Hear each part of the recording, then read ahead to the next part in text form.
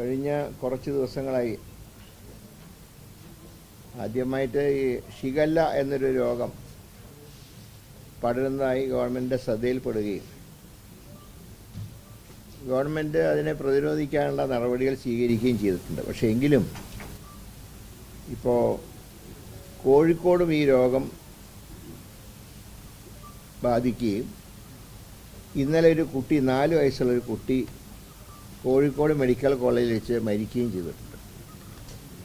അപ്പോൾ 3 കുട്ടികളെയാണ് ഈ രോഗം ബാധിച്ച് ആശുപത്രിയിൽ കൊണ്ടുപോയത്. അതിൽ ഒരു കുട്ടി ഡിസ്ചാർജ് ചെയ്തു.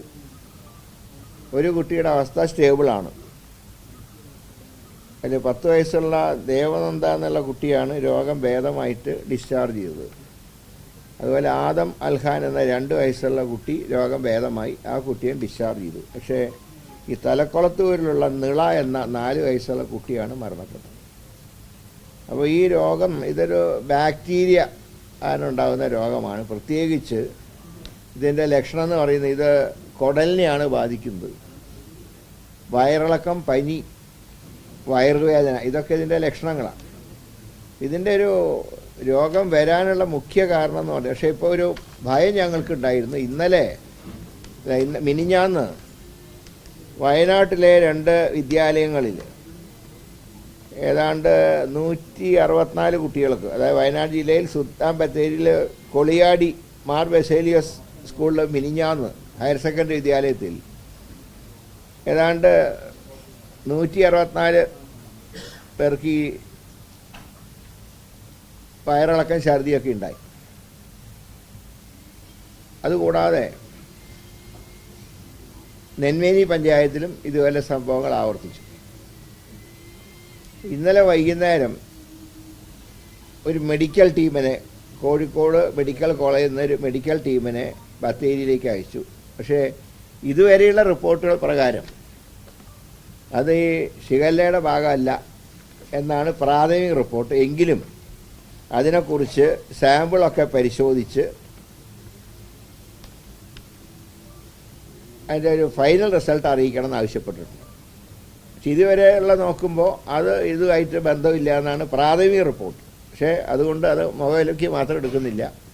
കൂടുതൽ പരിശോധന നടത്തി സാമ്പിളൊക്കെ എടുത്തിട്ടുണ്ട്, ബ്ലഡിൻ്റെയൊക്കെ സാമ്പിൾ എടുത്തിട്ടുണ്ട്. അതനുസരിച്ച് പരിശോധന നടക്കുന്നുണ്ട്. അപ്പോൾ ഈ രോഗം പ്രതിരോധിക്കണമെങ്കിൽ ഒന്ന്, ഇതിൻ്റെ ഒരു വൃത്തിയുള്ള അന്തരീക്ഷം ഉണ്ടാവണം. ഹോട്ടലുകളിലുള്ള ഭക്ഷണം, ഇപ്പോൾ ഫുഡ് സേഫ്റ്റിക്ക് നിർദ്ദേശം കൊടുത്തിട്ടുണ്ട്. ഹോട്ടലുകളിൽ പരിശോധന കർശനമാക്കാൻ പറഞ്ഞിട്ടുണ്ട്. കാരണം ചില ഹോട്ടലുകളിൽ വെള്ളം കൊടുക്കുന്നത് സാധാരണ നിയമം അനുസരിച്ച് തിളപ്പിച്ചാറ്റിയ വെള്ളം കൊടുക്കണമെന്നാണ് നിയമം. പക്ഷെ പലരും ആ രീതി അവലംബിക്കുന്നില്ല. സാധാരണ ഉള്ള വെള്ളം കൊടുക്കുമ്പോൾ ഈ പലതിലും വെള്ളത്തിലൊക്കെ ഇതിൻ്റെ ബാക്ടീരിയ കലരാനുള്ള സാധ്യതയുണ്ട്. അതുകൊണ്ട് ഹെൽത്ത് വകുപ്പിൽ നിന്ന് കൊടുത്തുള്ള നിർദ്ദേശം ക്ലോറിൻ നിർബന്ധമായിട്ട് ഉപയോഗിച്ച് വെള്ളം ശുദ്ധീകരിക്കുക. ചില ഭാഗങ്ങളൊക്കെ ക്ലോറിൻ്റെ മണം പിടിക്കുന്നില്ല, സ്വാദ് പിടിക്കുന്നില്ല എന്നൊക്കെ പറയും. പക്ഷേ അത് ചെയ്തേ മതിയാവും, അല്ലെങ്കിൽ ഈ രോഗം ഒരു നിപ പോലെ വളർന്നു പിടിക്കാനുള്ള സാധ്യതയുണ്ട്. ഇതിപ്പോൾ ആദ്യം ഞാൻ പറഞ്ഞില്ല, ആലപ്പുഴയിൽ ആറന്മുളയിലൊക്കെ കണ്ട ഈ രോഗമാണ് ഇപ്പോൾ പെട്ടെന്ന് കോഴിക്കോട് വരികയും ഒരു കുട്ടി മരിക്കുകയും ചെയ്തു. ആദ്യത്തെ മരണമാണ് കേരളത്തിൽ ഈ ഷിഗല്ല രോഗം റിപ്പോർട്ട് ചെയ്തത്. അപ്പോൾ ഫുഡ് സേഫ്റ്റി ഡിപ്പാർട്ട്മെൻറ്റിനോട് ഈ പരിശോധന കർശനമാക്കുക.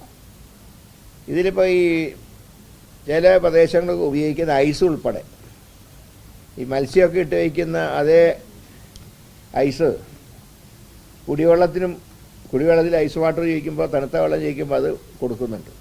അതൊന്നും ചെയ്യാൻ പാടില്ല.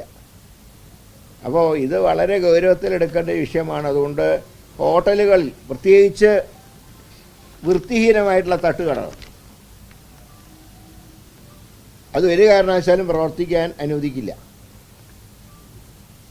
എല്ലാ വെട്ടിക്കടകൾക്കും ഇത് ബാധകമല്ല. നല്ല രീതിയിൽ നല്ല അന്തരീക്ഷത്തിൽ നടത്തുന്ന ഒരുപാട് തട്ടുകടകളുണ്ട്. പല VIP-കൾ അവിടെ നിന്ന് ഭക്ഷണം കഴിക്കുന്നുണ്ട്. ഒക്കെ ശരിയാണ് എന്ന് വിചാരിച്ച് വൃത്തിഹീനമായ പ്രദേശങ്ങളിൽ ഈ തട്ടുകടകൾ നടത്തുന്നത് ഒരു കാരണവശാലും അംഗീകരിക്കാൻ കഴിയില്ല. ഇതിൻ്റെ വേസ്റ്റൊക്കെ അവിടെ ഇടുന്നുണ്ട്, അതിൻ്റെ രോഗങ്ങൾ വേറെ. അതുപോലെ തന്നെ ഈ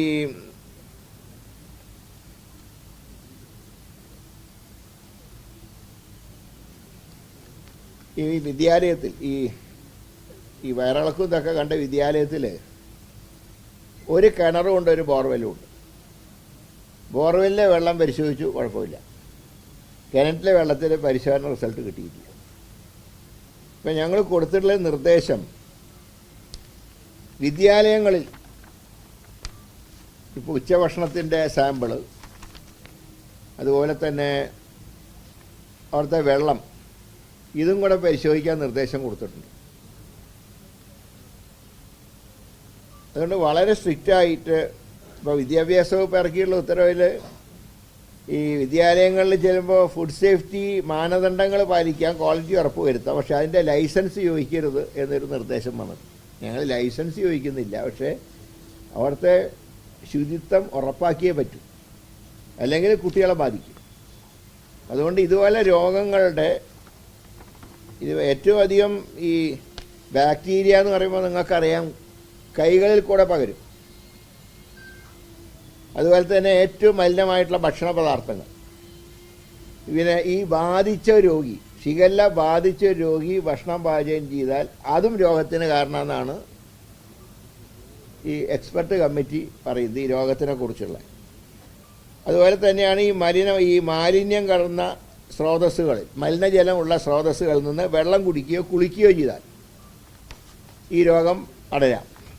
ഇതിനിപ്പോൾ ചെയ്യാവുന്നൊരു കാര്യം എന്ന് പറയുന്നത് ശുചിത്വം പാലിക്കുക. അതിപ്പോൾ ഹെൽത്തിന് മാത്രം കഴിയുന്നതല്ല, ലോക്കൽ ബോഡീസാണ് ഈ കാര്യത്തിൽ കൂടുതൽ താല്പര്യം എടുക്കുന്നത്. അത് ഞങ്ങളെല്ലാ ഡിപ്പാർട്ട്മെൻറ്റും ഇത് എഴുതുന്നുണ്ട്. പിന്നെ കുടിവെള്ളം തിളപ്പിച്ചിട്ട് ഹോട്ടലുകൾ തിളപ്പിച്ചാറ്റിയ വെള്ളം മാത്രമേ കൊടുക്കാൻ പാടുള്ളൂ. അത് ഫുഡ് സേഫ്റ്റി ഡിപ്പാർട്ട്മെൻറ്റിനോട് പരിശോധിക്കാൻ പറഞ്ഞിട്ടുണ്ട്. വെറും പച്ചവെള്ളം കൊടുക്കരുത്. ഇതുപോലത്തെ പ്രദേശങ്ങളിൽ കോഴിക്കോട് ജില്ലയിൽ തന്നെ പല ഭാഗത്തും ഈ രോഗലക്ഷണങ്ങൾ കാണുന്നുണ്ടെന്നാണ് ഇന്നത്തെ റിപ്പോർട്ട്. അപ്പം അതുകൊണ്ട് ഈ പതിവായിട്ട് ക്ലോറിനൈസേഷൻ ചെയ്യാൻ നിർബന്ധമായിട്ട് പറഞ്ഞിട്ടുണ്ട്. അതിൻ്റെ സ്വാദും സ്മെല്ലും ഇഷ്ടപ്പെടുന്നില്ലെങ്കിൽ പോലും ഈ പറയുന്നത് പോലെ ഇത് ചെയ്തേ മതിയാവും, ക്ലോറിനൈസ് ചെയ്തേ മതിയാവും. പിന്നെ ഈ അതിൻ്റെ പ്രോട്ടോക്കോൾ നിങ്ങൾക്ക് അറിയാം, ഞാൻ പറയേണ്ട ആവശ്യമില്ലല്ലോ. കഴുകാത്ത അസംസ്കൃത പഴങ്ങളും സലാഡുകളും കഴിക്കുന്ന ഒഴിവാക്കുക. അതൊക്കെ ഞങ്ങൾക്ക് നിർദ്ദേശം കൊടുക്കാനേ പറ്റൂ. അതനുസരിക്കേണ്ടത് ഉപഭോക്താക്കളാണ്. പക്ഷേ വൃത്തിയില്ലാത്ത അന്തരീക്ഷത്തിൽ നടത്തുന്ന ഹോട്ടലുകളും റെസ്റ്റോറൻറ്റുകളും തട്ടുകടകളും അതിൽ ഫുഡ് സേഫ്റ്റി ഡിപ്പാർട്ട്മെൻറ്റ് കർശനമായിട്ടുള്ള നിലപാട് സ്വീകരിക്കും. ഇതുകൊണ്ട് ഇന്നിപ്പോൾ ഈ ഞായറാഴ്ച ദിവസം തിരക്കിട്ട് പത്രസമ്മേളനം വിളിക്കാൻ കാരണം തന്നെ ഇതിൻ്റെ അലർട്ടാക്കാൻ വേണ്ടിയിട്ടാണ്. കാരണം ഒരു മരണം റിപ്പോർട്ട് ചെയ്ത സാഹചര്യത്തിൽ കൂടുതൽ വിജിലൻ്റായി മുന്നോട്ട് നീങ്ങണം. പിന്നെ ഇതോടൊപ്പം തന്നെ ഇവിടെ ചില ഫേക്ക് ന്യൂസുകൾ ഇപ്പോൾ വരുന്നുണ്ട്. ഞാൻ ഇന്ന് കാലത്തെ പത്രത്തിൽ ഗവൺമെൻറ് നഴ്സസ് അസോസിയേഷൻ്റെ സ്റ്റേറ്റ്മെൻറ്റ് കണ്ടു. കേരളത്തിലെ ആരോഗ്യ രംഗം സ്വകാര്യവൽക്കരിക്കാൻ അനുവദിക്കില്ല. ഞാൻ ചോദിക്കട്ടെ, ആര് പറഞ്ഞു സ്വകാര്യവൽക്കരിക്കുന്നു? കേരളത്തിലെ എല്ലാ സർക്കാർ ആശുപത്രികളും സ്വകാര്യവൽക്കരിച്ചാൽ എനിക്കിവിടെ ഇരിക്കാൻ പറ്റുമോ സീറ്റിൽ? അങ്ങനെ ഒരു ജനാധിപത്യ ഗവൺമെൻറ് ചിന്തിക്കാൻ കഴിയും? ഞാൻ ഇന്നലെ പറഞ്ഞത് പ്രധാനപ്പെട്ട സ്ഥാപനങ്ങളുടെ CSR ഫണ്ട് ഉപയോഗിച്ച് സർക്കാർ ആശുപത്രികളിൽ നവീകരണം, പുതിയ കെട്ടിടം പണിയുക. അതിന് CSR ഫണ്ട് ചെയ്യുന്നവർക്ക് വേറെ നമ്മൾ അങ്ങോട്ട് കൊടുക്കേണ്ട. CSR ഫണ്ട് ചെയ്യുന്നതിന് വേണ്ടിയിട്ടല്ലേ. അതല്ലാതെ ഇപ്പോൾ ധവളപത്രത്തിലെ റിപ്പോർട്ട് വെച്ചിട്ട് സർക്കാർ കെട്ടിടങ്ങൾ പണിയുന്നതിന് പരിമിതി ഉണ്ടാകും, സാമ്പത്തിക. കാരണം ഒന്ന്, ഇപ്പോൾ ഡോക്ടർമാരുടെ റേഷ്യോ കൂട്ടണം, അതിൻ്റെ ചിലവ് വരും. കടങ്ങൾ ഒരുപാട് ബാക്കിയുണ്ട്, കോടികൾ പലരും കൊടുക്കാനുണ്ട്, അത് കൊടുക്കണം. അതിൻ്റെ കൂടെ ഹോസ്പിറ്റലിലെ ഡെവലപ്മെൻറ്റ് ഉണ്ടാവണമെങ്കിൽ ചില്ലറ പ്രയാസമല്ല. അതുകൊണ്ടാണ് ഞാൻ പറയുന്നത് CSR ഫണ്ടുകളും സഹായിക്കാൻ മുന്നോട്ട് വരുന്ന സ്ഥാപനങ്ങളും അതിൻ്റെയൊക്കെ സേവനം പ്രയോജനപ്പെടുത്തും. അതുപോലെ തന്നെ മറ്റൊരു ഫേക്ക് ന്യൂസ് വന്നത് ഉമ്മൻചാണ്ടിയുടെ നാമധേയത്തിൽ ഏർപ്പെടുത്തിയ ആരോഗ്യ ഇൻഷുറൻസ് പദ്ധതി അത് സ്വകാര്യ ആശുപത്രികൾക്ക് മാത്രമേ കൊടുക്കുള്ളൂ എന്നുള്ളൊരു അതും ഫേക്കാണ്. അതെങ്ങനെ ഇംപ്ലിമെൻ്റ് ചെയ്യുന്നുള്ളതിനെക്കുറിച്ചൊരു ചർച്ച തന്നെ മന്ത്രിസഭയിലോ UDFിലോ ഉണ്ടായിട്ടില്ല. അപ്പം ഞാൻ പറയുന്നത് സ്വകാര്യ മേഖലയെ നമുക്ക് നിയന്ത്രിക്കാൻ കഴിയില്ല, കാരണം സ്വകാര്യ മേഖല യാഥാർത്ഥ്യമാണ്. പക്ഷേ എന്ന് വിചാരിച്ച് സർക്കാർ മേഖലയ്ക്ക് അതുകൊണ്ട് ഒരു ക്ഷീണവും ഉണ്ടാവാതെ നോക്കേണ്ട ചുമതല ആരോഗ്യമന്ത്രിക്കുണ്ട്. സ്വകാര്യ ആശുപത്രിയോടൊപ്പം ഓടിയെത്തുക എന്നുള്ളതാണ് സർക്കാർ ആശുപത്രിയുടെ ചുമതല.